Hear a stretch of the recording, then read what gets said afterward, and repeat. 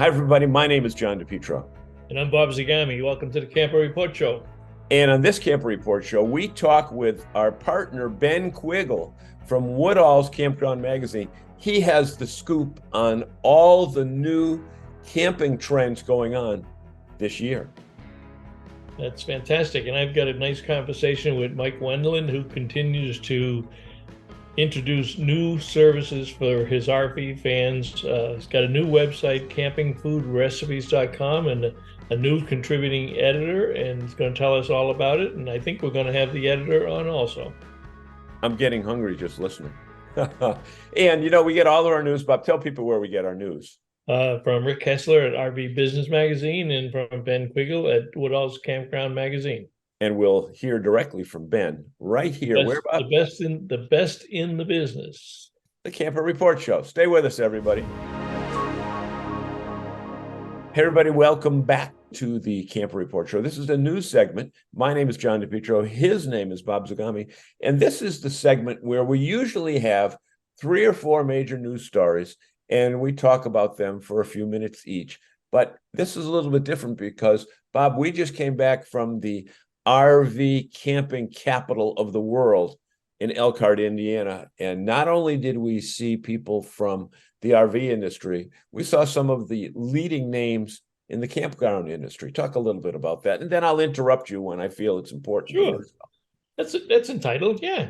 So this is the RV Power Breakfast, also put on by our friends at RV Business and Woodall's Campground Magazine.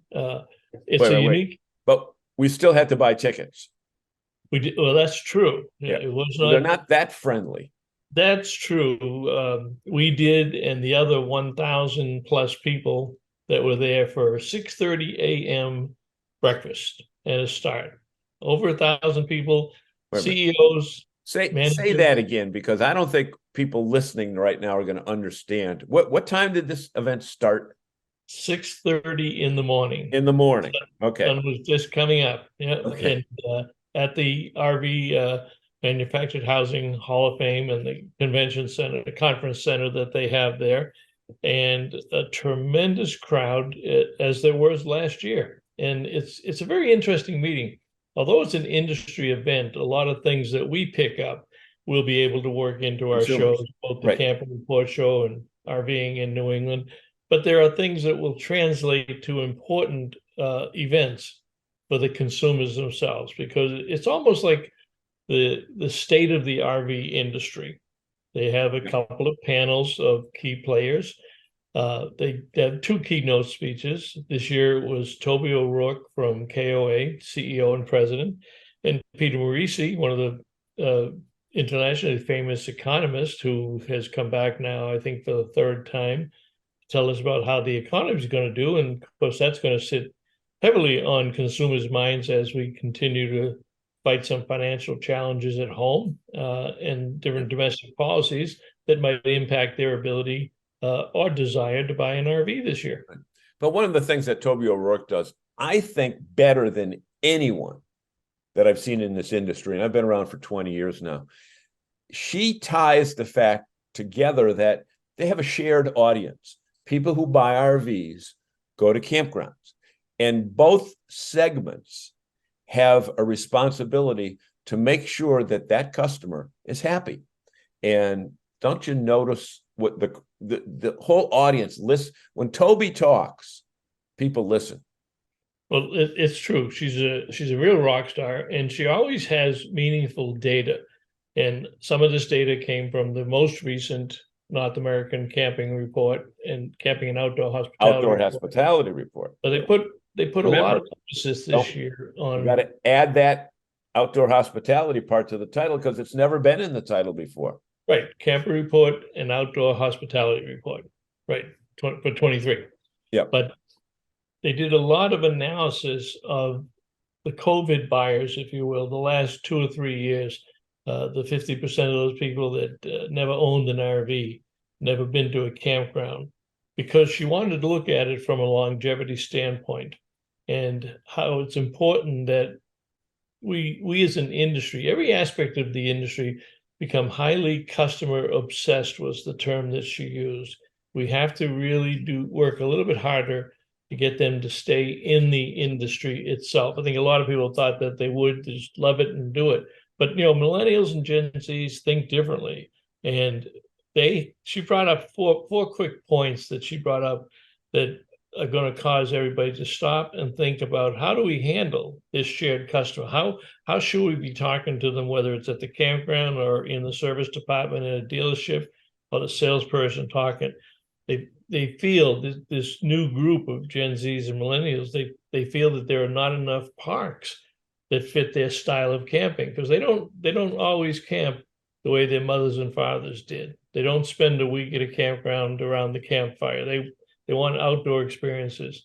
But 2/3 of the people say that packing, driving, and setting up is a pain point for them to do it, because they haven't done it before. Don't forget, they're new RVers. Nobody ever told them, well, you got to pack it, and you got this checklist to make sure you got everything. And when you get to the campground, you got to do all of this. So we have to be more receptive to the training of these people. 35% say the quality of the RV and getting service on the RV is a pain point. So we have to build them better, we have to support them better, and we have to make sure that they're in and out for service and it gets done the right time. And then unpacking and cleaning are other pain points for the first-time RVers. It's not a hotel room. Somebody doesn't show up at 8 o'clock in the morning to make the bed. It's very interesting that they brought that up, because I've always said that the camp trip doesn't end when you leave the campground. It doesn't end when you unload at home. It ends when you've cleaned out possibly those black tanks, when you've swept it out, when you've taken food out of the fridge, if you're not going to go back again in the next short period of time. But it also means setting it up so that the sun is not coming in, and putting up all those sunshades and all that other stuff. And in our case, where it's motorized, I always try to fill my tank at the end of a trip, so that at the start of the next trip, my first stop isn't the gas station. So the end of the trip, there's just as much work to do at the front end of the trip. And obviously some people don't like that. Yeah, because during the cycle, when these people bought their RVs, the only thing they were thinking about was, I don't want to go on an airplane, I don't want to go on a boat, and I want to take my family on vacation. Boy, those RVs look really great, and it would be fun driving down the highway or hooking it up to my pickup truck. But they didn't learn all the other things that the veteran RVers have known for years. So their impression of the camping experience, the first camping experience, is very untypical of what the veteran camper experienced when they were learning. It was a different time period. So that's going to be very important. And she really laid the challenge out there that this is in fact our shared customer, and we all, being the manufacturer, the dealer, the supplier, the campground, the associations, share the responsibility of making sure that they are educated, trained, supported, and enjoy the RV experience. Yep, exactly. Well, we want to, then we also got to see, some of the manufacturing plants where there's a bunch of new models coming out, and lighter models, and some people want bigger campers and some want smaller ones. So when you go to Elkhart, Indiana, two things you should do. It's right on Interstate 90. It's right off a major highway. But two things you might want to do. Make an appointment to take a tour of the facility that you bought your unit at, or another unit that you might be looking at. And secondly, stop at the RV/Manufactured Housing Hall of Fame. That is worth the trip in itself for consumers out there. The other keynote that was there was Peter Marisi, the economist. We won't spend too much time on that, because for most of us, economics wasn't the greatest course. Right, exactly. So but the real key points were that it'll be a slow recovery starting in 2024. The interest rates are going to stay up. Limited home ownership. They're not buying homes as much to do that. The birth rates are lower, and renewed pressure from immigration reform are going to be all key factors. And there's going to be higher federal deficits over the next decade, with the potential for a debt crisis. So money management and understanding the economics is going to be an important part for everybody. And that's important information for the people who make them and design new products and try to make sure they match their engineering designs with what the customers really want. But that comes back to what we said before about understanding the shared commitment and really talking to the people what they have. And we're seeing a lot of different types of floor plans, a lot more RVs that are designed not for the traditional campground.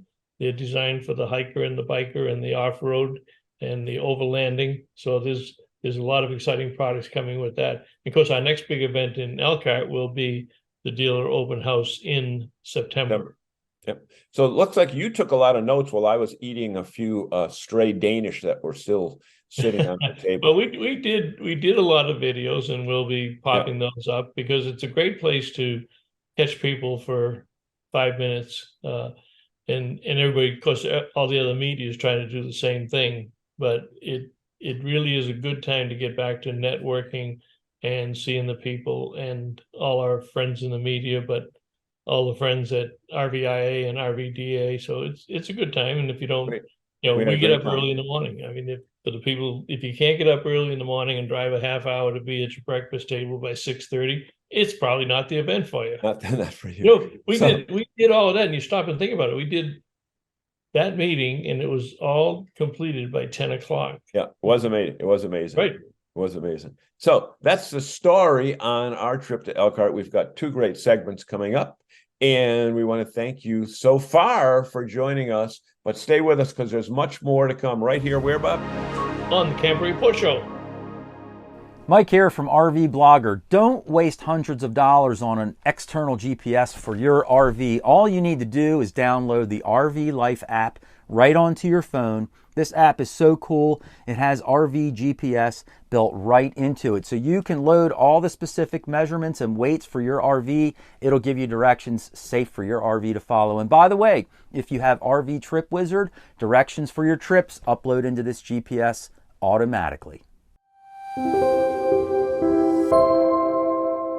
All right, welcome back everybody to the Camper Report Show. And my guest today, we got 3 wonderful people. Mike and Jennifer Wendland, who you know from the RV Lifestyle blog and YouTube channel and incredible travel guides. And we want to talk today about one of their new ventures with Jerica Marr. Jerica, welcome to the show. Mike, you want to kick off and tell us how this all came about? Well, sure. We're delighted to be with you, Bob. It's always fun to be with you guys on the Camping Report, and this is awesome. Well, we have RV Lifestyle, and we've had that for 11 years. And we were talking some time ago, and Jennifer, I think one of the biggest questions we get has to do with how do we make good meals on the road? I mean, right after where we go, and the next thing is people want to eat healthy. They want to eat good things. They want new recipes. They want to know how to make their eating adventure just as much fun as what they're seeing. And so it was just like a natural to let's do a whole blog on it. And Jerica has been working with us at RV Lifestyle as a content creator for a couple, 3 years now. And she is a foodie and an outdoor enthusiast, and there's no one better. So she's editing this new spin-off vlog we have called campingfoodrecipes.com. Jerica, this has got to be an exciting adventure for you, seeing you already have some history with Mike and Jennifer. Tell us what gets you excited about this new venture. Yeah, it really is wonderful because it brings both of, our favorite things together, getting to the outdoors and enjoying good food while you're at it. And so that's why even the motto of Camping Food Recipes is Savor the Adventure, because we think that you just get to enjoy your camping trip that much more if you have good food to go with it. Well, one of the nice things about it is the audience that Mike and Jennifer have built up over those 11 years. They are one of the most trusted websites in our industry today, if not the most trusted. I don't know how they keep up with all the things that they do, but they sure do a really good job at it. So, yeah, Mike, Jennifer, were you bored and just wanted something else to do, or what? Well, Jessica's the one who's laboring here a lot, getting these recipes together, but we are delighted to add this element to everything else that we do, because you're going to travel, and when you travel, everybody knows how hard it is to have good food and nutritious food and not have to eat out all the time. Eating out all the time gets old, not to have to think about food, but to have some good recipes. Everybody likes new recipes, fun things to eat. And yeah, what she's done that's really cool. Because we just launched this, Bob, today as we record this a day or so before you air it. And Jerica has put together a whole series of recipes that have to do with the kind of food we'd eat for Memorial Day camping. And I can't wait to try the tater tots hamburger recipe. That's my personal favorite. That sounds very good. And you put that nutritious thing into it. Society has recognized the importance of a healthy body and a healthy mind, exercise, and certainly good food is that. And quite honestly, speaking from a lot of experience, us campers don't always eat the healthiest way. So I think he's talking about me. that was never one of my strong points. But Jerica, talk to the importance of the nutritional aspect of this. Yeah, we're of course going to include some of those indulgent recipes. We got our hamburgers and hot dogs and sweet treats on there. But so if you're taking a weekend trip or celebrating Memorial Day weekend or a holiday, then it's okay to indulge, but it's not something that you want to do if you're camping all the time or if you're RVing full time. And so we also try to include plenty of healthy and nutritious recipes just to live a healthy balance. Because really, you're going to get to enjoy the outdoors a lot more if you're not feeling bogged down by all of that heavy food that camping is really known for. Well, another aspect of it that I read on your background thing, I have a daughter that's involved in the food industry and nutritional aspects of it. The other end is what you can do with leftovers and the types of meals that you cook. And I don't want to say repurposing the food, but that's what we do. And there's many exciting ways to do that. So how do you plan on handling that with the new website? It's a blog, but it's a website. Yeah. And, when you're talking about camping food, it's just like camping. You have to be practical. You have to try to keep things simple. And you have to try to use leftovers whenever you can. And even the recipe that Mike mentioned, our leftover hamburger patty casserole, is one of my favorites as well. But we talk about like how the fruit salad, you can use it the next day on your pancakes, things like that to make sure there's overlap with the recipes. So you're not packing separate ingredients for each meal, and we also try to choose recipes that use the fewest ingredients possible, but really give you the best flavor all at once. Because that's what camping is, it's getting out there, having fun, making the most with simple things that you take along with you. Yeah. And, I know that Mike and Jennifer stay healthy on the road, but they also use farmers markets. One of the beauties of being an RVer is you can just get out there and find farmers markets. So Jennifer, you want to talk to the importance of, in your travels, farmers markets and how they play right into this? Oh, especially this time of year when everything's opening up, all these farmer markets, you get the fresh eggs and the fresh meat and the fresh vegetables and everything. You need to do that. You have to do that. You have to scout them out and get those places and get that food. And for me, I'm always looking for stories when we're out on the road.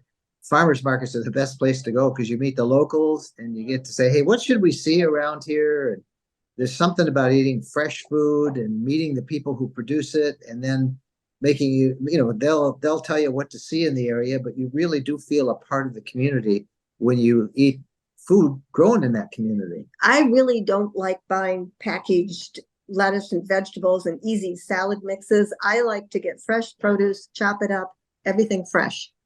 Yeah, it's so important. And RVers, in general, when we look at RVing and the camping community, they are very respectful of the local community and the small businesses. And there's a tremendous amount of money spent every year by RVers in supporting the local restaurants and the gas stations and the farmers markets. It's a very unique part of RVing. And I think as a general rule, we probably do it better than most other types of groups and associations.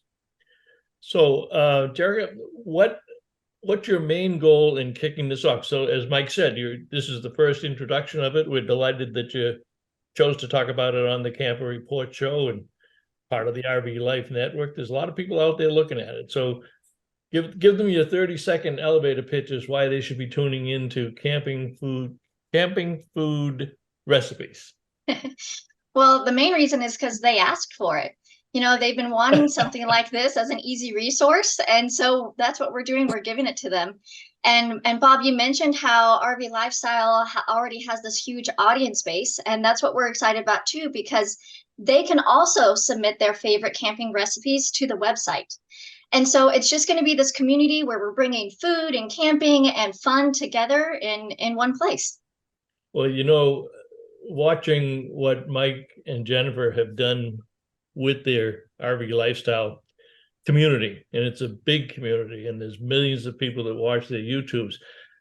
I don't want to give you any ideas, but might there be down the road a cookbook or an e-cookbook that I can see this thing. I can see this, the 2023 Camping Food Recipes Cookbook, the 2024, because you're going to generate so many recipes, not only with what you contribute, and perhaps more importantly, what your supporters, what your community itself contributes. Talk about that. You're right, Bob. I mean, Jennifer said at the top, that we probably get more questions about food and preparing meals ahead of time and all that stuff than any other topic, even more than, where's a good place to stay on this route. I mean, camping and good food go together. So yeah, we already are looking at these recipes and thinking, well, how can, we've been writing a bunch of travel guide books, and we can see Jerica and her team producing some of our campingfoodrecipes.com travel guide books as well, for food as well.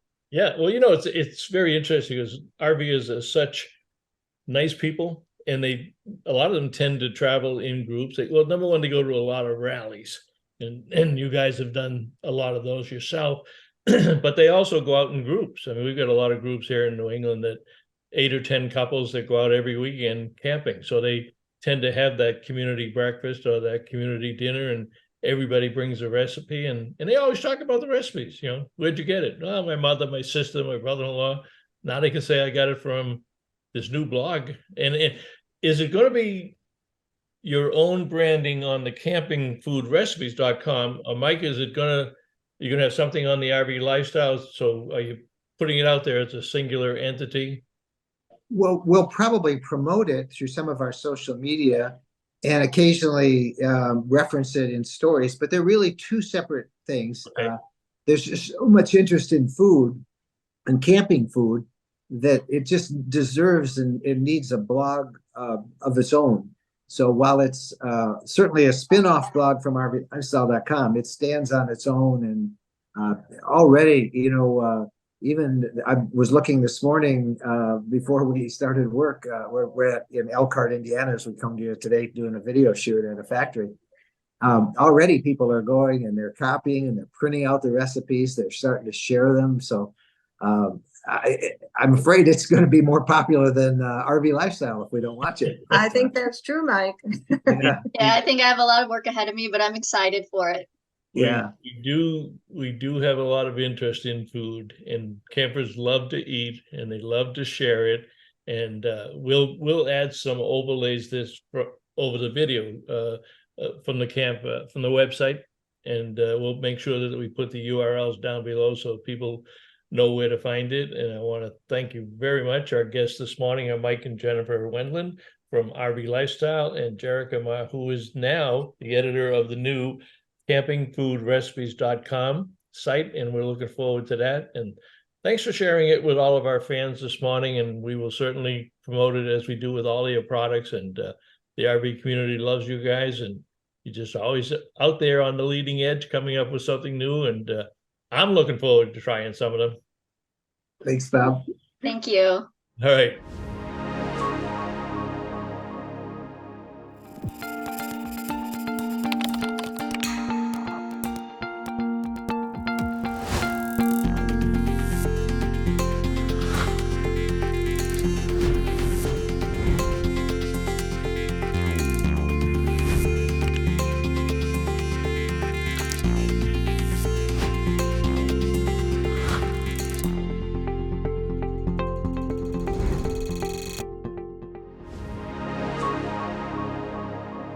Hey everybody, welcome back to the Camp Report Show. My name is John DePietro. We're in Elkhart, Indiana. We're with our friend and partner, Ben, from Woodall's. And Ben, big event today. I know that you folks are the people that put this show on.